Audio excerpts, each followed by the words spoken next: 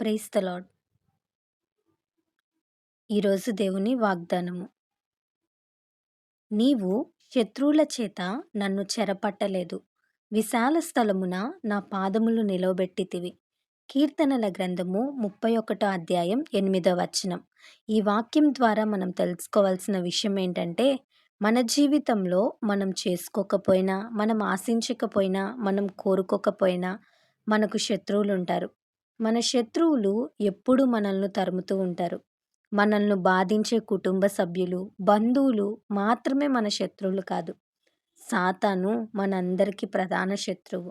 ఈ లోకము, అందులోని పాపము, మన శరీరము, అలానే మనకు ఎదురయ్యే ప్రతి సమస్య కూడా మనకు శత్రువే. ఈ శత్రువులను జయించే శక్తి దేవుడు తన బిడ్డలకు ఎప్పుడో ఇచ్చాడు. నేను లోకాన్ని జయించి ఉన్నాను. లోకంలో మీకు శ్రమ కలుగుతుంది, అయినప్పటికీ భయపడకుడి. నేను ఎలా జయించానో నా ద్వారా మీరు కూడా జయిస్తారని దేవుడు చెప్తున్నారు కదా. శత్రువులు మన మీదకి వస్తారు. ఇది పెద్ద విశేషమైన సంగతేం కాదు, కానీ దేవుడు చేసే గొప్ప పని ఏంటంటే ఆ శత్రువులకు మనం దొరకకుండా కాపాడుతాడు. ఆ శత్రువు నిన్ను చెరపట్టకుండా దేవుడే చేస్తాడు. నీ పక్షంగా దేవుడే యుద్ధం చేస్తాడు. ఒకవేళ ఈ లోకంలో శత్రు బాధ చేత కృంగి ఉన్నావా? అపవాది తన కుట్రలు నీ మీద పన్ని తన క్రియల చేత నిన్ను నాశనపరచి ఉన్నాడా? శోధనల చేత, శ్రమల చేత కృంగిపోయి ఉన్నావా? అయితే నీ శత్రువులకు దేవుడు నిన్ను అప్పగించడు. శత్రువుల విషయంలో నీవు సంతోషపడేలా దేవుడు చేస్తాడు. నీ శత్రువుల ఎదుట నీకు భోజనం సిద్ధపరుస్తాడు. కాబట్టి నీవు దేవుని యందు విశ్వాసం ఉంచి జీవిస్తే శత్రువుల నుంచి కాపాడటం మాత్రమే కాదు, విశాల స్థలము మీద నీ పాదములు ఆయన నిలవబెడతాడు.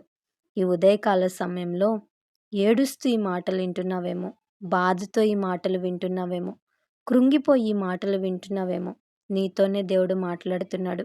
భయపడకు. గత కాలపు అనుభవాలను గుర్తు చేసుకొని బాధపడద్దు. ప్రభు వైపు చూడు. నీ శత్రువు నీ దగ్గరకు వచ్చాడు, నిన్ను బాధించాలని చూశాడు, కానీ దేవుడు నీ పక్షంగా ఉన్నాడని మర్చిపోవద్దు. వాడి చేతికి నిన్ను అప్పగించడు. విశాల స్థలమునకు దేవుడు నిన్ను తీసుకొని వెళ్తాడు. అనేకులకు ఆశీర్వాదకరమైన స్థానంలో దేవుడు నిన్ను నిలవపెడతాడు. గొప్ప సాక్షిగా నిన్ను చేస్తాడు. ఈ వాగ్దానం దేవుడు మనందరి జీవితంలో నెరవేర్చునుగాక. ఆమెన్. ఈ వీడియో మీకు దీవెనకరంగా, ఆశీర్వాదకరంగా అనిపించినట్లయితే లైక్ చేయండి, షేర్ చేయండి, కామెంట్ చేయండి, సబ్స్క్రైబ్ చేసుకోండి. మీ ప్రార్థన అవసరతలను మాకు కామెంట్ రూపంలో తెలపండి. మీ కొరకు తప్పక ప్రార్థిస్తాం. God bless you.